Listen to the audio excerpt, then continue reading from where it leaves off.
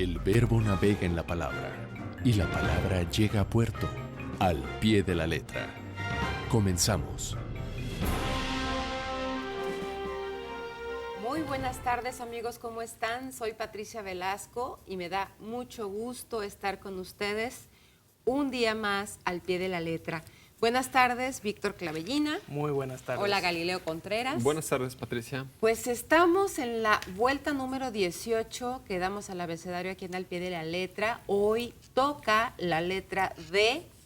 Hoy toca hablar de dragones porque usted eligió ese editorial la semana pasada y pues de eso vamos a hablar aquí. Pero también tenemos otros temas, la recomendación del libro, el autor del día, la pregunta que le hacemos para que usted pueda llevarse un regalo de Literalia Editores y por supuesto también puede llevarse un regalo si nos propone una palabra con la letra E, que es la que sigue para la próxima semana.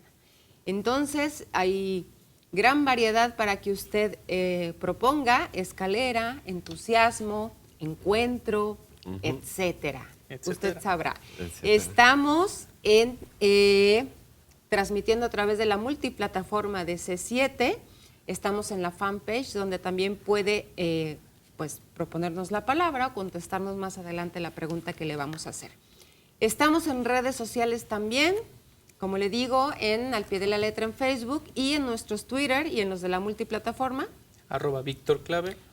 @Patricia Adrián. Y Galilei. Y los de la multiplataforma @C7 Cultura, @C7 TV, @C7 Radio, porque estamos transmitiendo a través del 96.3 de FM y a todo el mundo a través de c7jalisco.com. No es el 25.2 el canal digital y ya. Y ya. Bueno, es. 3030-5307 para que usted proponga las palabras con la letra E y para que responda más adelante a la preguntita que le haremos sobre quién escribió Azul. Azul. Pero bueno, eso más adelante. Estamos con D de dragón y vamos a introducir el tema con esta cápsula que nos ha preparado Víctor Clavellina. El dragón abominable de la escritura es enroscado como el mar y es un emblema del pecado y de la muerte.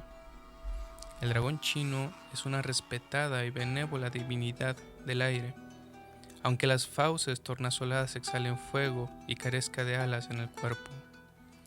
El reseco dragón de los tucumanos arma su habitación en los cauces duros de arena o repecha los cerros pedregosos en busca de la humedad de las nubes.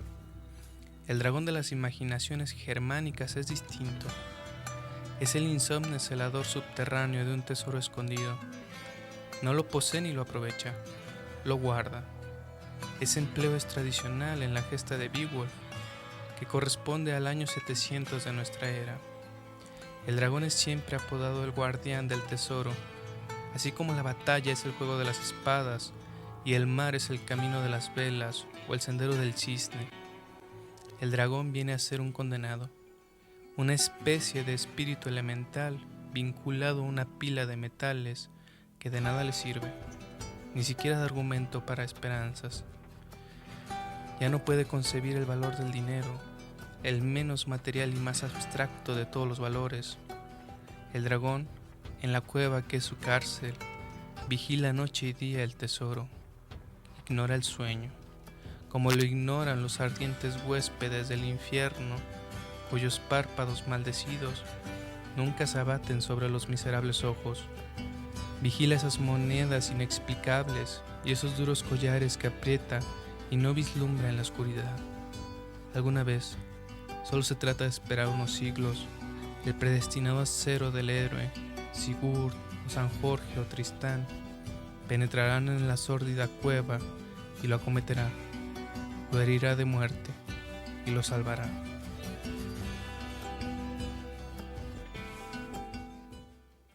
Pues ahí está esta introducción a dragón. ¿Qué es el dragón? Pues muy interesante esa cápsula. Sí. Yo creo que fue una afortunada selección en el hecho de que nos da la primera vista del horizonte de que los dragones como seres mitológicos son y han sido parte de la constitución civilizatoria, no nada más definida en un pueblo, en un territorio o en una civilización, sino que ha trascendido como imagen incluso pues hasta el punto de China, Europa, Asia, México, incluso tenemos nuestros propios dragones, ¿no? Y cada uno con sus propias características. La verdad es muy interesante. Yo también hice una décima para compartir con los compañeros de Al Pie de la Letra. Adelante. Sí, es una décima en relación al dragón y también en relación pues a esa figura pues de alguna forma magnánima, ¿no? Que podemos ahorita ver desarrollarse en una historia, incluso en televisión. Dragón, décima para Al Pie de la Letra. Mitológico animal con tu nombre de dragón, se marcó tu corazón de nacimiento imperial. Fue tu sangre mineral de incandescente fulgor la que llenó de dolor el camino de tu andar en esta tierra sin par que ha extinguido tu calor. Pues ahí está este ejercicio. Bueno, pues dragón deriva del griego drakon, que es serpiente, dragón, de la familia del verbo mirar fijamente, que se aplica a las serpientes, las águilas y los guerreros. Y bueno, el dragón se identifica como el guardián, como este ser protector de reinos, de castillos. Y de sabiduría, Pati, también. De sabiduría, así hay es. dragones celestiales, hay dragones infernales, hay toda una mitología. Y bueno, en un propia. origen se le identificaba precisamente con lo infernal, Ajá. pero bueno, ha ido modificándose las acepciones y ya tenemos otros tipos de dragones. Sí, y aunque también está muy relacionado con el tema del vigilante y del protector, porque dentro de esta perspectiva, por ejemplo, de los griegos, o sea, aquellos que vigilaban o guardaban el conocimiento también se les conocía como dragones, ¿no? O por ejemplo, el que guardaba en la mitología, o sea, tenemos fuertes referencias de dragones, ¿no? O sea, por ejemplo, en el caso de la mitología de los nórdicos, tenemos estos dragones, el dragón de Midgard, que les hablaremos de él al regreso. Al regreso del corte, vamos a seguir hablando de los dragones y de su aliento de fuego. 3030-5307 para que proponga editorial con la letra E, y también en nuestra fanpage, Al Pie de la Letra, y recibimos sus alternativas. Regresamos, no le cambie, estamos en multiplataforma de C7, Al Pie de la Letra. Solo el amor contiene a la palabra y la palabra al amor. Al Pie de la Letra. Al Pie de la Letra. Ya regresamos al Pie de la Letra y estábamos con el asunto de los dragones, pero antes recuerda el teléfono 3030-5307 para que nos proponga el editorial con la letra E del próximo miércoles, o que nos conteste quién escribió Azul, que le voy a dar la pista. Fue un poeta, periodista y diplomático nicaragüense, máximo representante del modernismo literario en la lengua española. ¿Quién escribió Azul? Recuerde que estamos con la D. Es posible que el nombre o el apellido comiencen con esta letra, así que piénsele o investigue. ¿Quién escribió Azul? 3030-5307, y también puede respondernos en nuestra fanpage Al Pie de la Letra. Estamos con el asunto de los dragones, estos seres fantásticos, mágicos, imaginarios. mitológicos, imaginarios. Y hablábamos fuera del aire de este tema, cómo es que han ido evolucionando y cómo es que muchas representaciones del dragón se manifiestan en muchos ámbitos, no solo en el literario. En distintas culturas, pues, en Así realidad veíamos cómo se disputan en Asia el origen de los dragones entre los japoneses, los coreanos y los chinos, ¿no? Que dicen, no, es que mi dragón salió de aquí y cuando llegó a China evolucionó y le salió otra garra. Y cuando llegó a Corea ya le salió otra garra, por eso los dragones los representan con unas formas diferentes en cada lugar. que sin duda el dragón pues originario fue de China, porque de China también fue el mismo alfabeto, o más que el alfabeto, la misma caligrafía que utilizan también en Corea y en Japón, aunque no sea la misma lengua. Así es. Entonces realmente la representación, digamos, el de copia es hacia los chinos, ¿no? Sí, y también podríamos hablar un poquito, por ejemplo, de la cultura germana, de cómo el dragón siempre está presente. Por ejemplo, este héroe Sigfrido, que a la hora de que mata al dragón Fafnir y se baña con la sangre de este dragón y se vuelve invencible, ¿no? O sea, cómo los dragones son representaciones Poderosos. del poder. O sea, es que los dragones nacieron cuando nace el mundo, o sea, prácticamente, mitológicamente tienen la edad de los dioses, ¿no? En ese sentido, pues sí hay algo de divinidad claro. presente. Y por ejemplo, la serpiente de Midgard es hija de Loki, por ejemplo. Bueno, es hijo de Loki porque a pesar de que es una serpiente, pues es masculino. Y cómo va en la batalla final de lo que es el Ragnarok, pues se va a enfrentar a Thor y van a morir ambos, ¿no? O sea, es muy interesante el papel que desarrollan en la mitología todo este tipo de Y bueno, Víctor, incluso en nuestros tiempos, pues yo comentaba también la canción esta de Sabina y Páez que se llama Si volvían los dragones, o sea, cómo el dragón es una iconografía que representa una riqueza humana, ¿no? Porque en esa canción de pronto aparece una enumeración, ¿no? Si volvieran los dragones, y luego empieza a enumerar una serie de obras de arte, de obras musicales, de todo lo que ha creado en su máximo esplendor el arte humano, ¿no? El Quijote, por ejemplo, y luego Si volvían los dragones, y menciona toda esta serie de artistas y de creadores a lo largo del tiempo y de la historia que le han dado pues sustento a la civilización, ¿no? Y es un tono bien nostálgico, ¿no? O sea, ¿por qué ya no hay dragones en esta civilización? Pero además es esta vinculación directa del dragón y de lo positivo. De lo positivo, ¿no? De la defensa, del honor, de la protección, de el guarecer ciertos valores, ¿no?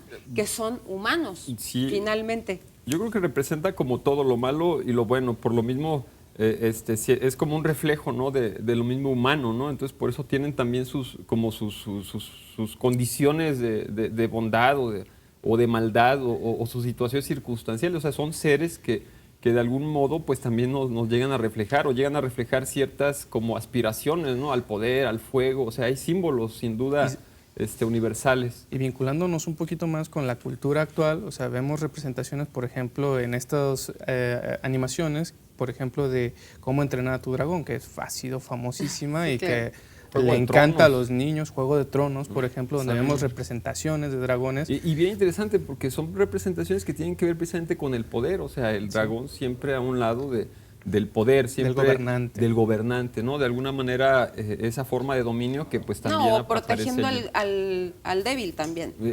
Hay de o al todo desprotegido. en los dragones. Y podemos seguir hablando de dragones, pero tenemos todo un programa Calabozos por delante. Dragones, por ejemplo. Había. ¿Quién escribió Azul? Ya le preguntamos eso.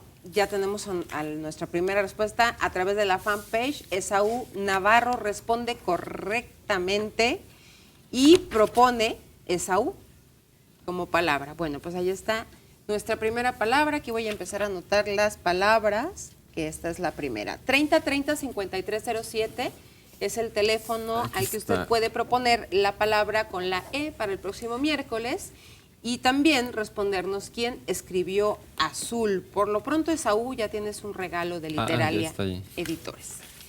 Bueno, tenemos la recomendación de hoy, Dublineses, con D de Dublineses, James Joyce.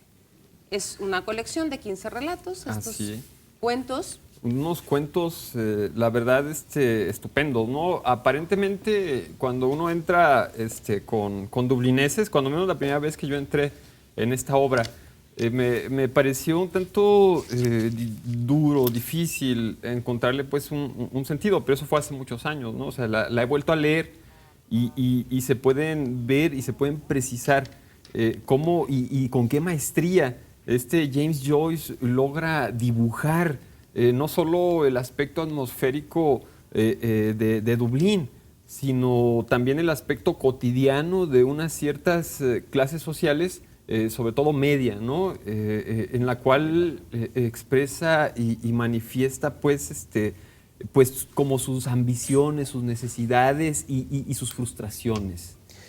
Sí, claro, habría que también comentarle a nuestro público, pues que es un libro que compila estos relatos, estos cuentos, pero que sí van como aparejados. Los primeros hablan sobre la niñez o tienen, se desarrollan con personajes infantiles. Por ejemplo, las hermanas, ¿no?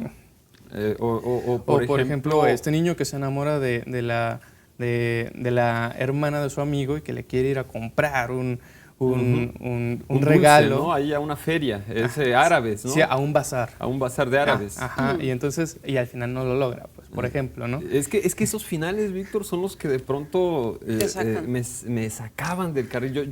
Bueno, uno espera de pronto pues una historia más o menos sí, lineal, cerrada, sí. Y no, de No, pronto están abiertas. Joyce los deja... Pareciera que quedan inconclusos. Pareciera, y no, la verdad es que no, la verdad es que precisamente ese es el sentido, es la historia. Y el sentido es crear una tensión Eso es a lo narrativa largo.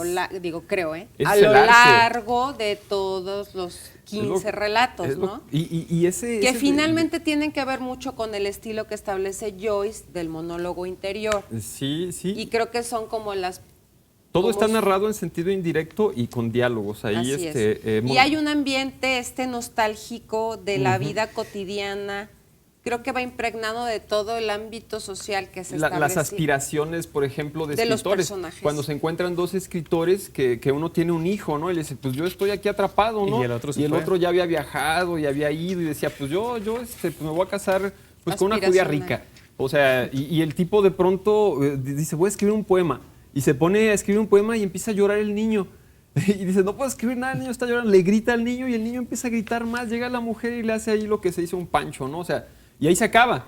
O sea, sí, pero es asunto cotidiano. Sí, ahí ya es adulto. Pero yo creo que hay una crítica de fondo. Niños. Ajá, pero pasan cosas que pasan siempre.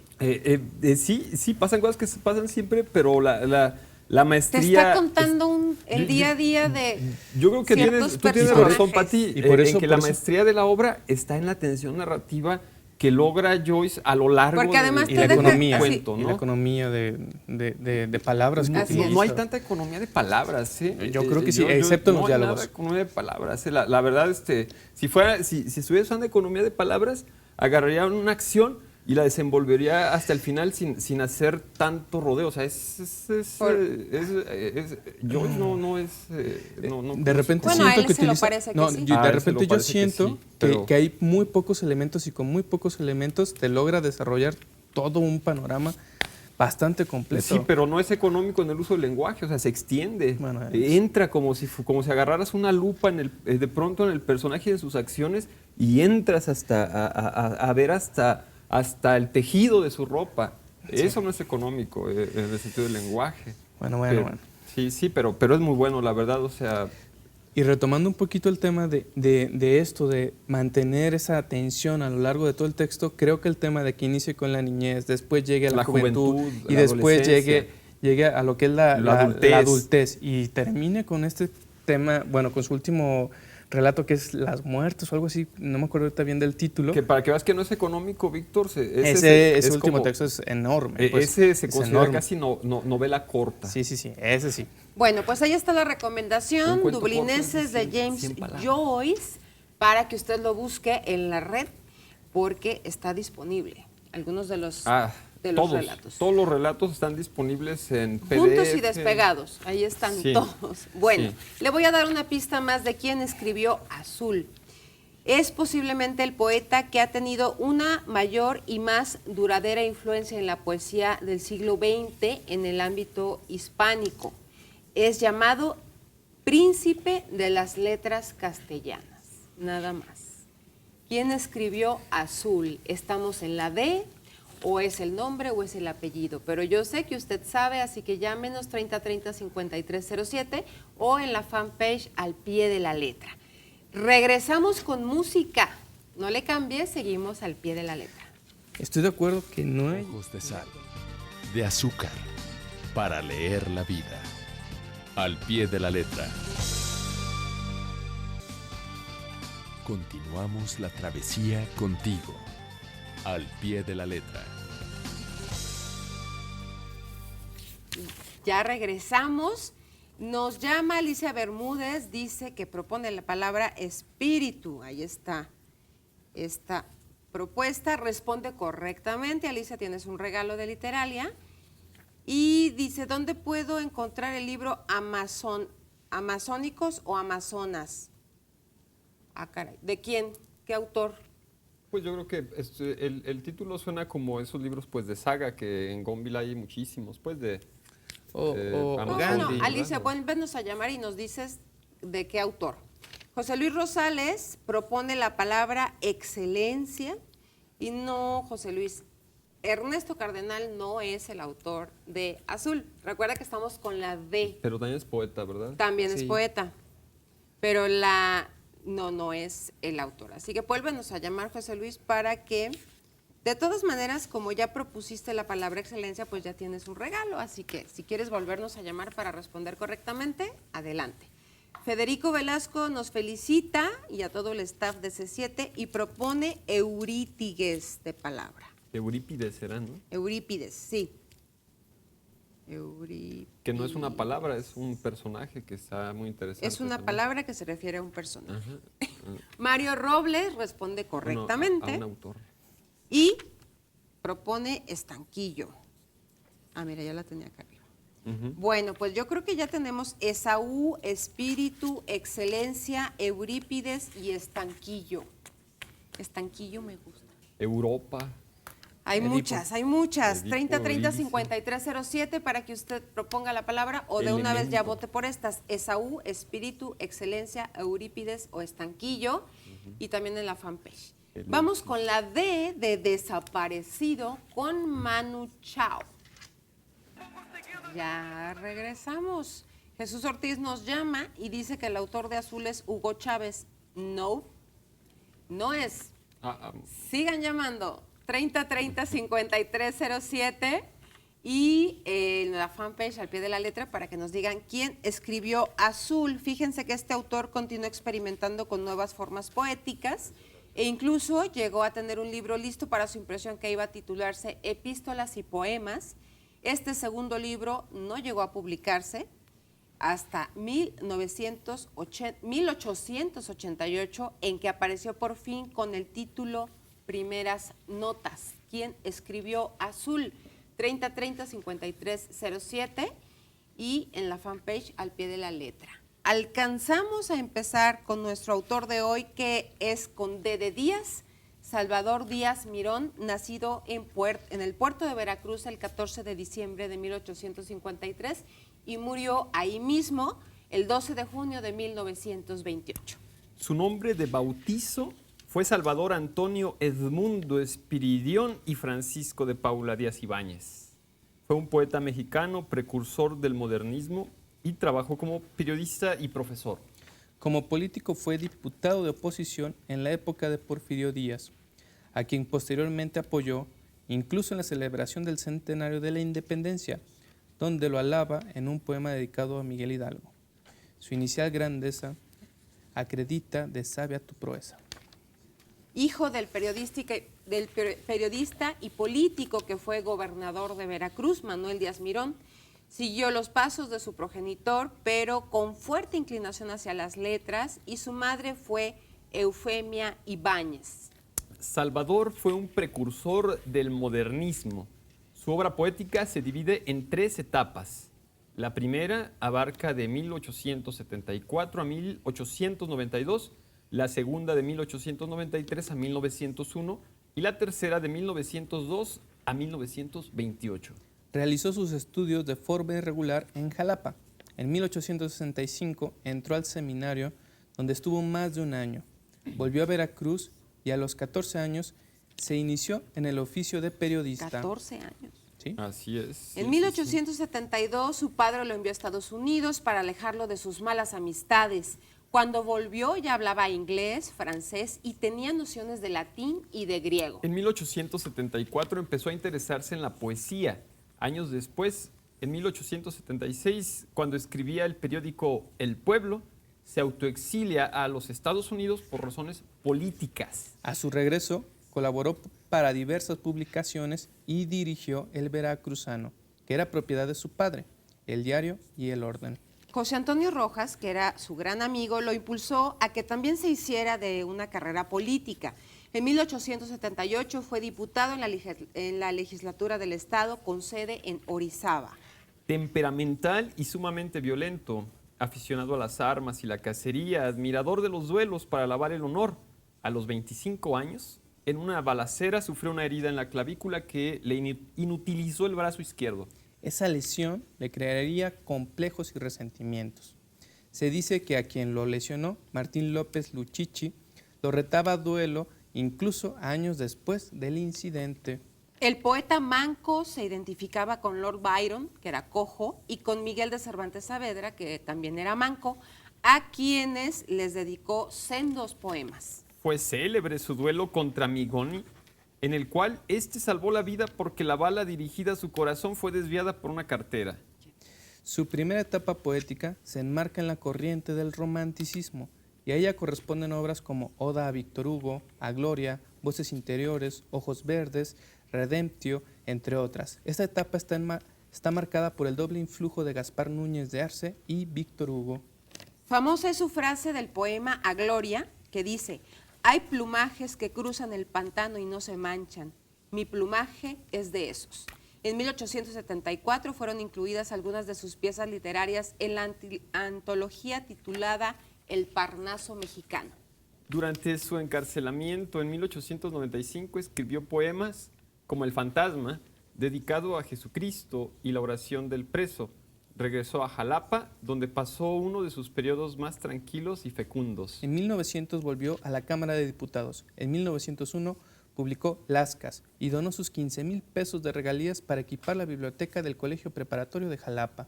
En el último de sus poemas de Lascas, que se llama Ópalo, narra su visita arrepentido a la tumba de Federico Walter, a quien mató. Ya menos orgulloso que antaño, admitía que su reacción fue exagerada. Dijo: sí, resulté raudal turbio de cieno y espumante de cólera en un trueno, en un fragor de alud. Vamos a ir a un corte, pero este personaje polémico, muy polémico, poeta, mexicano, Salvador Díaz Mirón, vamos a seguir hablando de él. Recuerde que usted decide el editorial de la próxima semana con la E. Tenemos las opciones Esaú, Espíritu, Excelencia, Eurípides y Estanquillo. Decida usted para que se lleve un libro de Literalia y también respóndanos quién escribió Azul. Seguimos hablando de Salvador Díaz Mirón en Al Pie de la Letra. Conspirar por la palabra.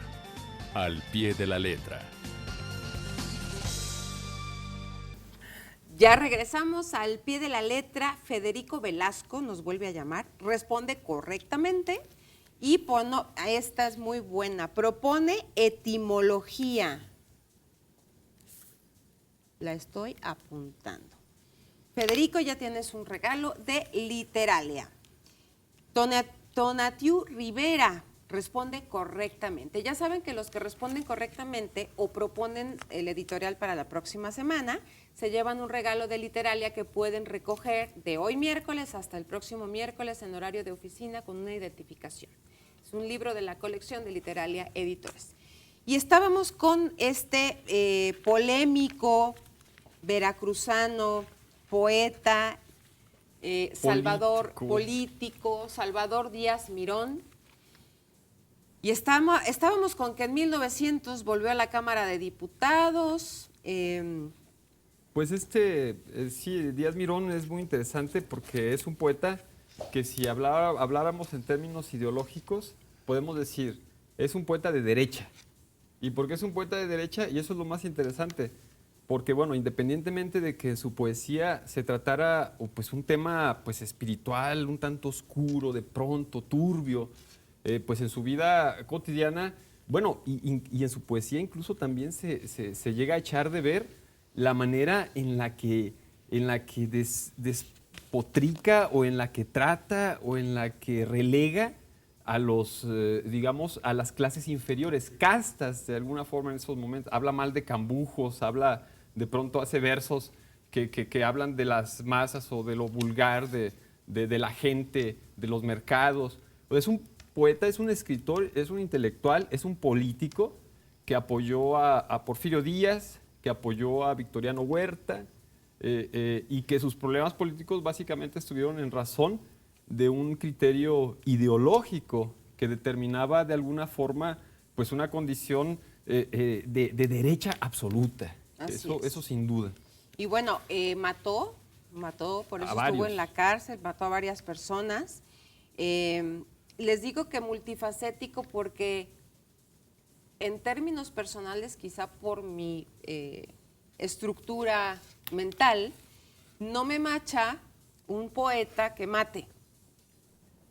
No, pues no, en porque realidad no. Creo que se contrapone la creación Más bien, poética con toda esta parte que debe de ir. más bien habíamos visto poetas que matan, ¿no? Que maten, como Lorca, por ejemplo, ¿verdad? O sea, poetas así. Poetas que matan, pero no que maten. Exacto, buen punto. Entonces, pero bueno, él tenía una formación muy particular de derecha. Creo que estaban forjados en este asunto del ego masculino, del poder y del uso de las armas y todo este asunto, entremezclado con esta beta poética y política.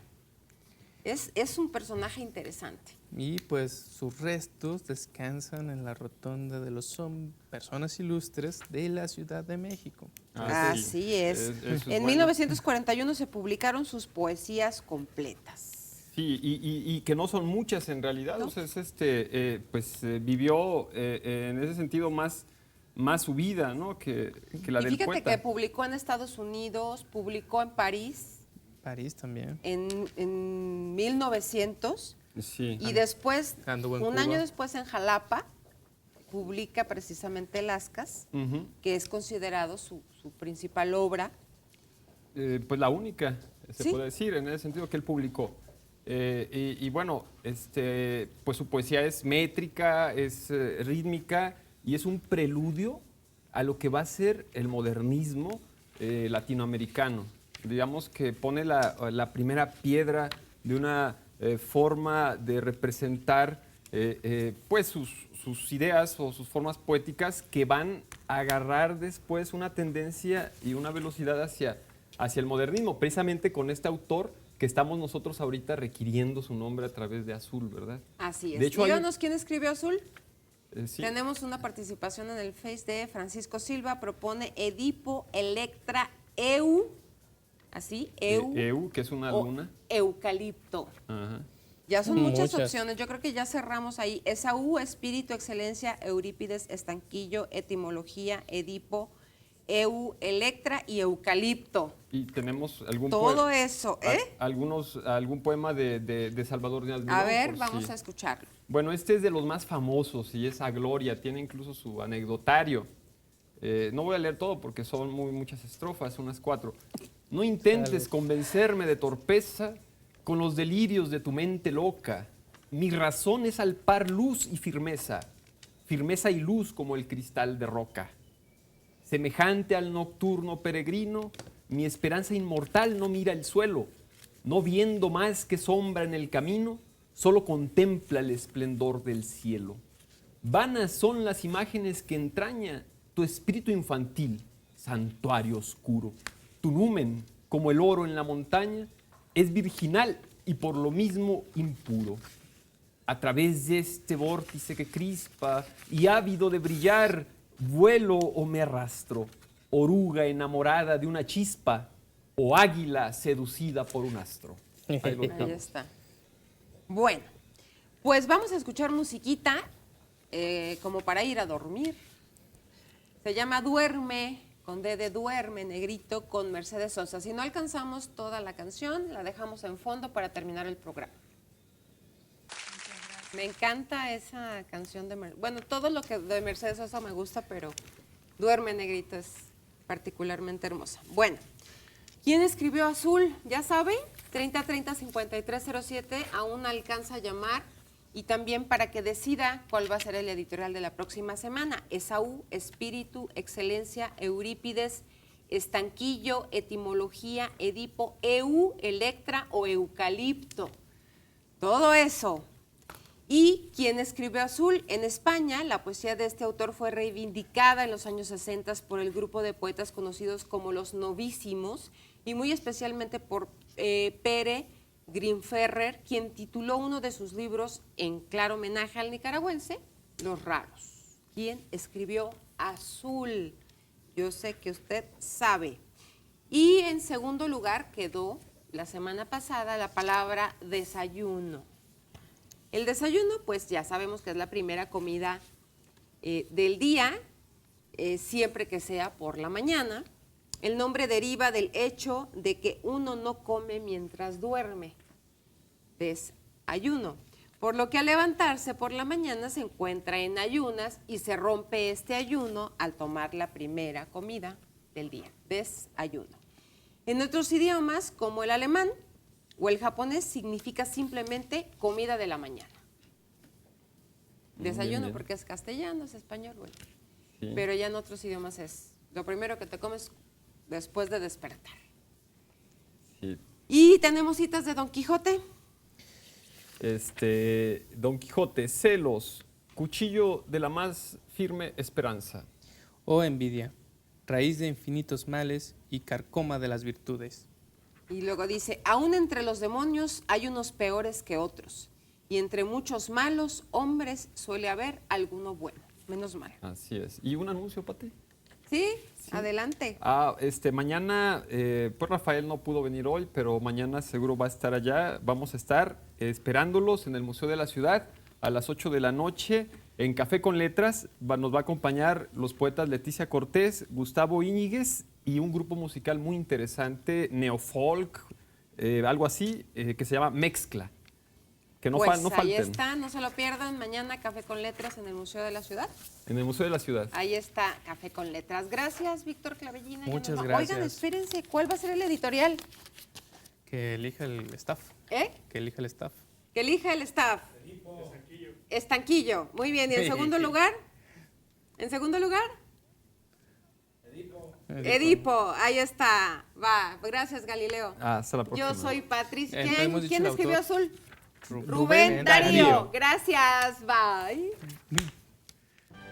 Ahora la palabra continúa hasta el siguiente puerto. Toma tu brújula y espéranos la próxima semana.